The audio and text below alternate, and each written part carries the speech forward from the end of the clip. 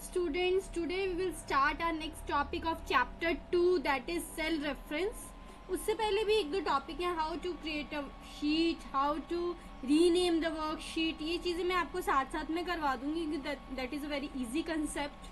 तो हमारा जो मेन टॉपिक है आज का that is cell reference.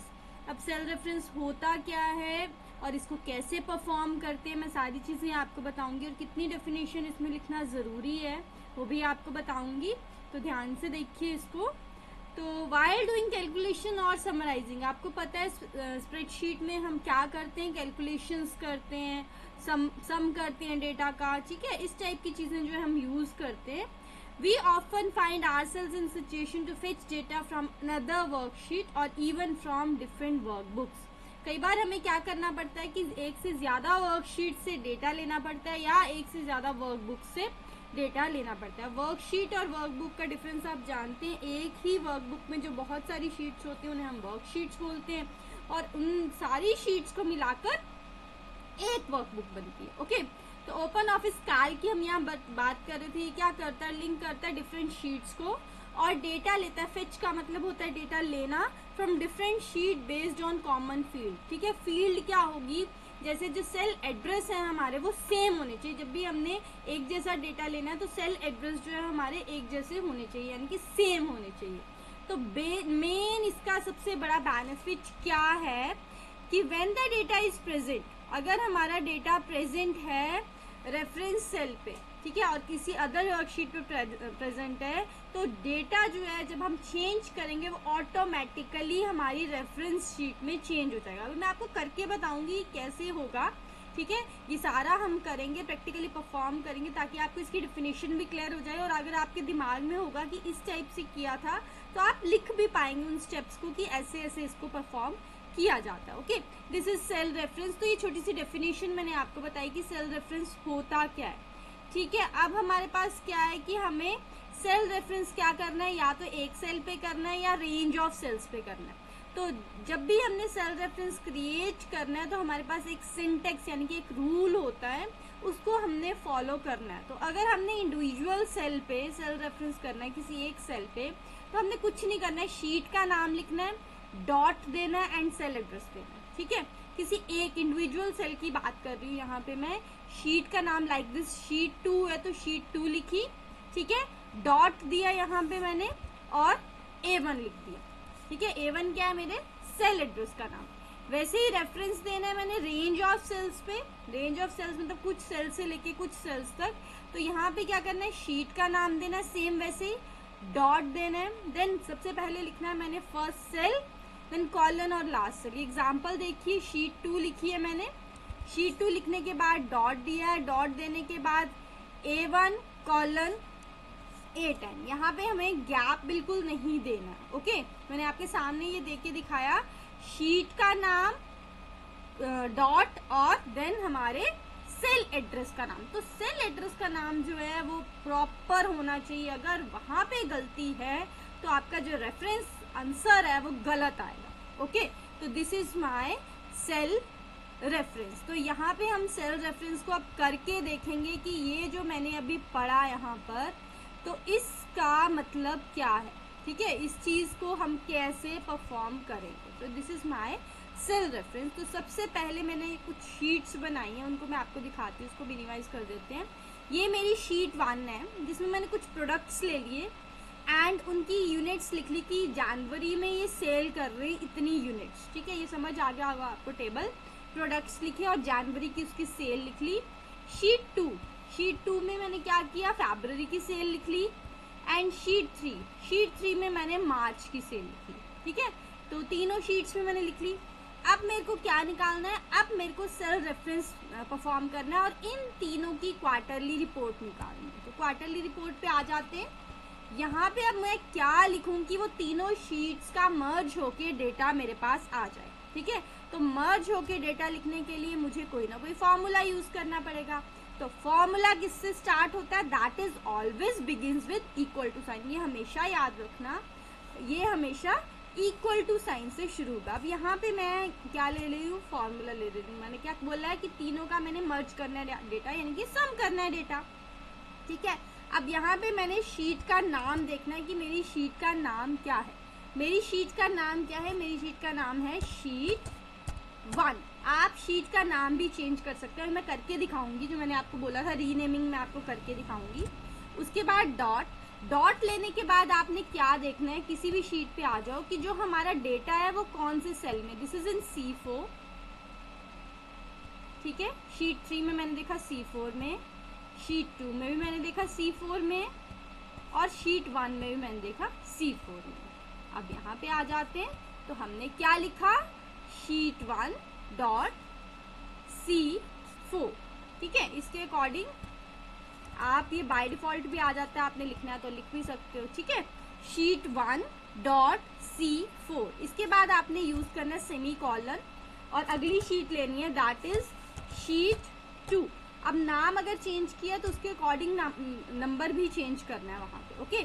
Sheet 2 भी मैंने आपको बताया मेरा डाटा कहाँ है, that is again in C4 and again semicolon, then sheet 3 और डॉट डेटा कहाँ है मेरा, फिर से C4।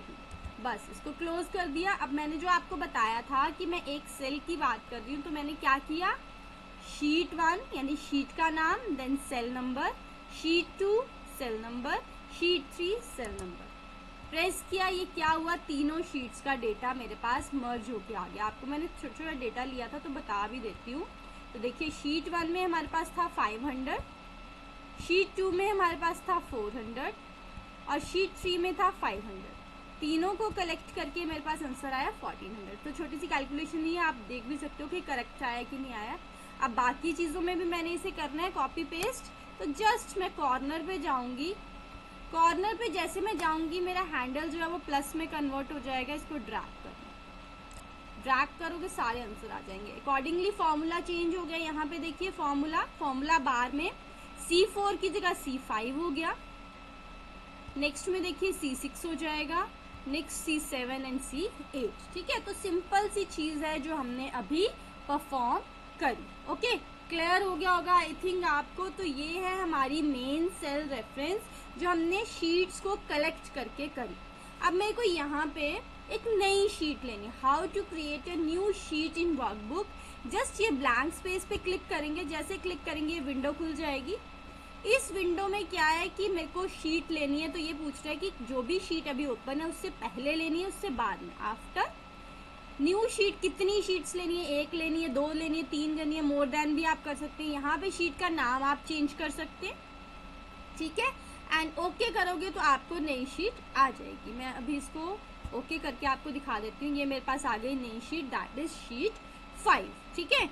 तो हमने जो भी शीट्स न्यू लेनी है, तो ये सिंपल सा मेथड है।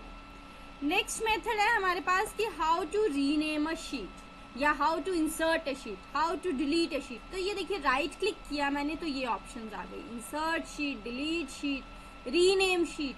क्लिक करोगे यहाँ से शीट को नाम दे सकते हो, पर जब आप यहाँ पे नाम दोगे तो आपका जो सेल रेफरेंस है वहां पे भी नेम चेंज होगा। ओके, जब आप यहाँ पे नेम देंगे तो सेल रेफरेंस पे भी नेम चेंज होगा, ये ध्यान रखना है आपने। ओके, तो मैं इसको अभी कैंसिल कर देती हूँ क्योंकि मेरी वहां से सेल रेफरेंस खराब हो जाएगी अगर मैंने शीट चेंज की। तो यहाँ पे आपको समझ आ गया होगा कि हमने कैसे सेल रेफरेंस को परफॉर्म किया और कैसे हमने नई शीट ली और कैसे शीट को रीनेम किया। अब हमारा जो नेक्स्ट टॉपिक है दैट इज हाइपरलिंक। अब मैं आपको समझाती हूँ सबसे पहले कि हाइपरलिंक होता क्या है, फिर उसके बाद हम उसको कंटिन्यू करेंगे। ये 2 टॉपिक्स आज हम इसमें कवर करेंगे। ओके, तो सबसे पहले देखिए what is hyperlink. It is a reference to a specific location. आपने देखा होगा कभी वेब पेज में भी एक ब्लू कलर की लाइन आती है और वो क्या करती है, आपको किसी और पेज में ले जाती है। दैट इज कॉल्ड हाइपरलिंक, जो एक पेज से उठाती है दूसरे पेज में ले जाती है। स्प्रेडशीट में भी ये काम होता है, ठीक है, स्प्रेडशीट में भी ये काम होगा। तो वो क्या करेगी, it is reference to a specific location, document और web page that the user can switch by clicking on that link. जब यूजर इस पे क्लिक करेगा तो वो कहीं और चला जाएगा, ठीक है। तो हम कैसे क्रिएट कर सकते हैं हाइपरलिंक, ये हम समझेंगे। तो सबसे पहले हम देखेंगे कि हाइपरलिंक का पर्पस क्या होता है, फिर हम क्रिएट करेंगे। तो ये क्या करता है, मूव करता है certain location with in the current workbook में ही डिफरेंट लोकेशन में ले जाएगा। ओपन करेगा अदर डॉक्यूमेंट को और getting a specific place in that document, ठीक है। नेविगेट करेगा web page to the internet और इंट्रानेट, ठीक है। नेविगेशन आपको पता है इधर से उधर लेके जाना। Then sending an email to specified address, अगर आपने वहां पे ईमेल एड्रेस डाल दिया तो उसके अकॉर्डिंग वो सेंड भी कर देगा हमारी ईमेल को। ओके, तो ये बहुत काम की चीज है हाइपरलिंक, जिसको हम यूज करते हैं। ये मैंने बहुत इंपॉर्टेंट लाइन लिखी है, आप जरूर लिखना पेपर में। Hyperlinks in spreadsheet are easily recognizable as these are highlighted in light blue colour, ठीक है। ये जरूर बताना है कि ये हमारे लाइट ब्लू में आते हैं। अब दो टाइप के हमारे हाइपरलिंक है जिनको हम यूज करेंगे। First is relative hyperlink and second is absolute hyperlink. ध्यान से देखेंगे रिलेटिव और एब्सोल्यूट में फर्क क्या है।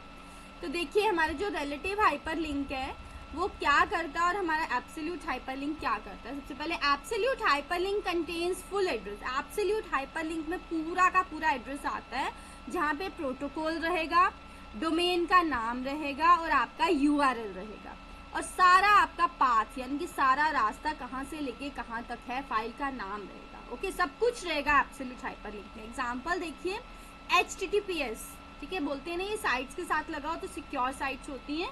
देन आपकी साइट का नाम और आपकी फाइल का नाम .html, ये एक एग्जांपल दिया है। तो यहाँ पे देखिए अगर मेरे को हाइपरलिंक स्प्रेडशीट में बनाना है, C users PC desktop cell reference and .ods। ये ODS जो है ये काल का हमारी एक्सटेंशन है। ये भी आपको क्वेश्चन आ सकता है what is the extension of open office काल, क्योंकि आपकी बुक में काल के अकॉर्डिंग ही वर्क करवाया गया है, ठीक है। देन रिलेटिव देखिए, रिलेटिव क्या करता है, यहाँ पे हमारे पास पार्शियल एड्रेस आता है।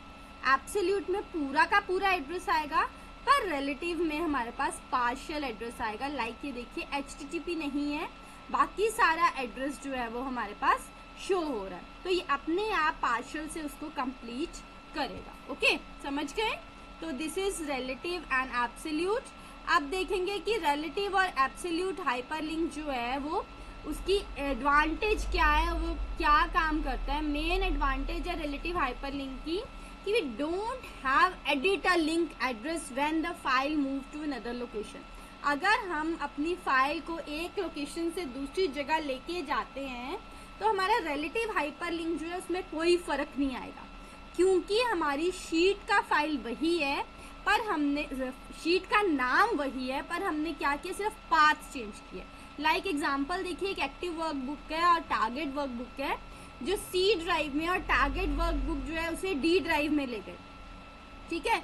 तो हमारी टारगेट वर्कबुक जो है वो चेंज नहीं जब तक हुई, उसका सिर्फ पाथ चेंज हुआ, तो हमारा जो हाइपरलिंक है उसको कोई फर्क नहीं पड़ेगा। पर अगर एब्सोल्यूट हाइपरलिंक में हम करते हैं तो पाथ को हमेशा क्या करना पड़ेगा, हमें अपडेट करना पड़ेगा, तभी हमारा जो एब्सोल्यूट हाइपरलिंक है वो चलेगा, ठीक है। दोनों में ये डिफरेंस है कि जो रिलेटिव हाइपरलिंक है उसमें हमें लिंक एड्रेस को बार बार एडिट नहीं करना पड़ता, पर अगर एब्सोल्यूट हाइपरलिंक है उसमें लिंक एड्रेस को चेंज करना पड़ेगा। अब हम क्रिएट करेंगे हाउ टू क्रिएट हाइपरलिंक।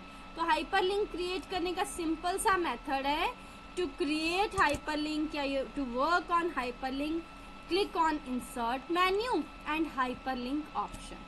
देखिए हमने क्या करना है, हमने सीधे इंसर्ट मेन्यू में जाना है और हाइपरलिंक ऑप्शन पे क्लिक करना है। तो कर लेते हैं, ठीक है। मिनिमाइज कर रही हूँ इसको, देखिए कैसे करना है। इंसर्ट पे गए, शीट 1 पे आ जाते हैं, इंसर्ट पे गए, इंसर्ट में जाने के बाद एक सेल एड्रेस सिलेक्ट कर लो जिसपे आपका हाइपरलिंक लिखना है। हमारे पास ऑप्शन है हाइपरलिंक, ये डायलॉग बॉक्स ओपन हो जाएगा। यहाँ पे आपकी जो फाइल है जिसका आपको पाथ चाहिए, वो पहले फाइल आपने बना के रखनी है, तो जिसका आपको पाथ चाहिए वो फाइल आपने बना ली। बनाने के बाद उसको क्लिक करो, क्लिक करने के बाद ओपन करो। ये आपके पास देखिए पूरा का पूरा रास्ता कि C users Dell one drive document cells 1 के नाम से मैंने ये सेव की है। तो ये मेरे पास पूरा पाथ अपने आप जनरेट होके आ गया और यहाँ पर भी जनरेट हो गया। अब हमारा टारगेट पाथ क्या है वो हमने चूज करना है। यहाँ पे देखिए मेरे पास आ गया शीट्स और शीट्स के साथ मेरे पास आ गया कि उसकी क्या रेंज नेम है, क्या डेटा बेसिस है। मैंने शीट्स ली, कौन कौन सी शीट्स हैं, तो ये मेरे पास 4 शीट्स हैं। शीट 1 ली, शीट 1 पे अप्लाई कर दिया, अप्लाई करने के बाद इसको क्लोज कर दिया और यहाँ से भी हमने क्लोज कर दिया। अप्लाई करने के बाद क्लोज करना है, देन हमारे पास क्या होगा, हाइपरलिंक जो है वो शो हो जाएगा। दोबारा से करके दिखा रही हूँ आपको, मैंने अप्लाई पे क्लिक नहीं किया था इसलिए। ओपन करेंगे, ओपन करने के बाद ये डेटा आया, देन टारगेट करेंगे डॉक्यूमेंट। टारगेट डॉक्यूमेंट हमारा कौन सा है, शीट्स पे गए, देन शीट 1 सिलेक्ट करी, अप्लाई किया, ठीक है। अप्लाई करने के बाद इसको क्लोज करना है, then again apply then close. ये देखिए ये हमारा हाइपरलिंक जनरेट होके आ गया ब्लू कलर में, और जहां से हम जो है वो किसी भी शीट में जाके ऐड कर सकते हैं। अप्लाई बटन पे जरूर क्लिक करना है, जैसे मेरा भी स्किप हो गया था, आपने इसे स्किप नहीं करना है, तो आपका जो हाइपरलिंक है वो बनेगा नहीं। ओके, तो ये आप करके देखिए। यहाँ हमारा जो चैप्टर 2 के भी मेन टॉपिक्स थे हमारे स्प्रेडशीट के, वो कवर हो गए हैं। मोस्टली सारे टॉपिक्स मैंने आपको कवर कर दिए हैं। आप चैप्टर 1 और चैप्टर 2 दोनों के टॉपिक्स देखिए। अगर आपको कोई डाउट है तो आप पूछ सकते हैं, और अगर सेल रेफरेंस आपको माइक्रोसॉफ्ट एक्सेल में भी देखनी है तो मैं आपको लिंक इसी वीडियो के नीचे दे दूंगी, आप उसमें भी चेक कर सकते हैं कि हम कैसे इसको परफॉर्म करेंगे, क्योंकि बाद में आपको एक्सेल में भी ये जो सेल रेफरेंस है ये करना आनी चाहिए। ये बहुत इंपॉर्टेंट टॉपिक है, तो अगर आप किसी आगे भी प्रोफेशन में जाते हैं तो वहाँ पे भी ये सेल रेफरेंस बहुत यूज होती है। ओके, तो यहाँ पे मैंने आपको बता दिया कि अभी आपके पेपर के अकॉर्डिंग आपको इतना पढ़ना सफिशिएंट है, आप करके देखिए। अगर फिर भी आपको कोई डाउट लगता है तो आप कमेंट करके पूछ सकते हैं। ओके, और अगर और अच्छा पढ़ना चाहते हैं और ज्यादा पढ़ना चाहते हैं तो सब्सक्राइब भी कर सकते हैं। Thank you.